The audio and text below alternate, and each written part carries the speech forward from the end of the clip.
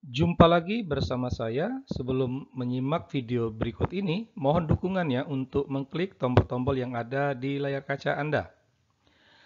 Kali ini kita akan membahas satu kata yang sering terdengar dalam dunia Islam, yaitu kafir.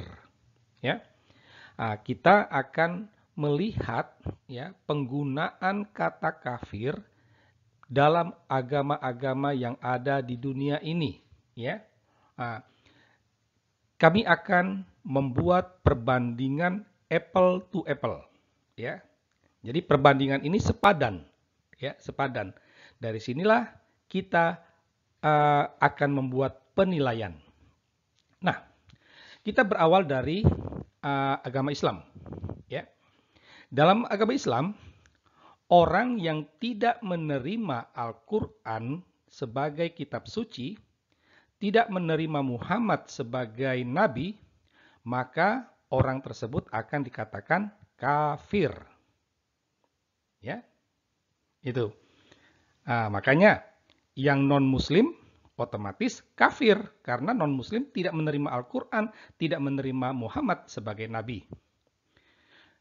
Nah, berikut kita akan melihat pandangan agama Kristen, baik itu Katolik, Protestan, Ortodoks, Anglikan, atau aliran apapun. Nah, dalam ajaran Kristen, jika ada orang yang menolak Alkitab sebagai kitab suci, tidak menerima Yesus sebagai Allah, orang tersebut tidak akan disebut kafir. Ya, dia disebut sebagai sesama saudara. Ya, bahkan imannya juga dihormati. Hal yang sama dengan agama Buddha. Jika ada orang yang menolak atau tidak menerima Tripitaka sebagai kitab suci atau tidak menerima ajaran catur Arya Satya, orang tersebut tidak akan disebut kafir. Ya. Demikian juga dalam ajaran Hindu. Ya.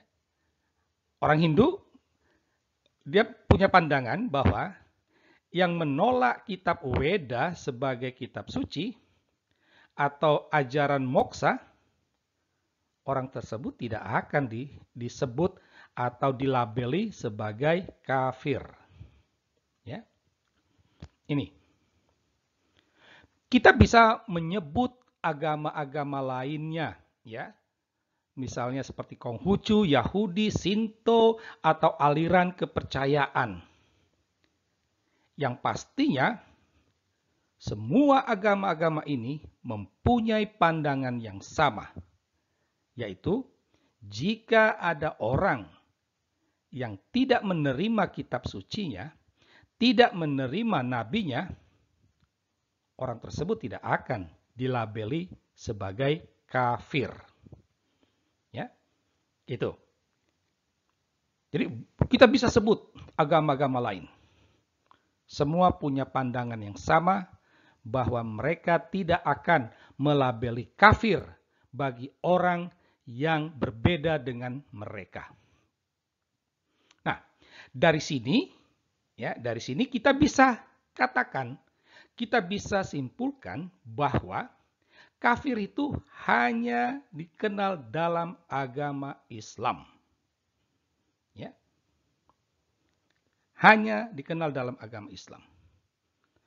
Orang yang tidak Islam, maka orang tersebut adalah kafir.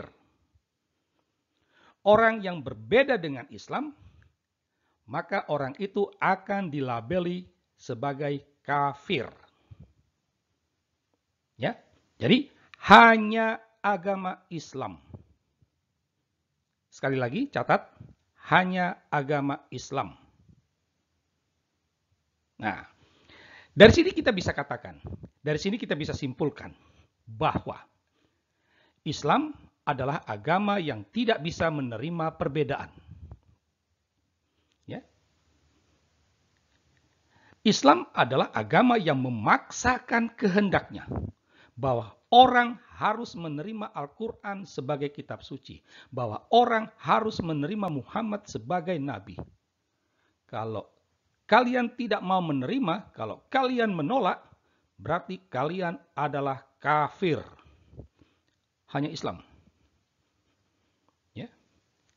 Kesimpulan yang berikut, ya, Islam adalah agama yang mengkafir-kafirkan orang lain. Islam adalah agama yang mengkafir-kafirkan orang lain. Harap diingat, harap dicatat. Kata kafir ini merupakan kehendak Allah Islam. Jadi, melabeli orang sebagai kafir itu adalah kehendak Allah. Dan dalam pandangan Islam, orang kafir itu harus dimusuhi, harus dibunuh. Umat Islam dilarang untuk berteman dengan orang kafir, untuk menaati orang kafir, untuk memimpin orang kafir sebagai pemimpin. Ini semua merupakan kehendak Allah. Dan sekali lagi, hanya agama Islam saja yang punya pandangan seperti ini. Nah, dari sini silahkan Anda menilai. Sekianlah video kita kali ini. Sekian dan terima kasih.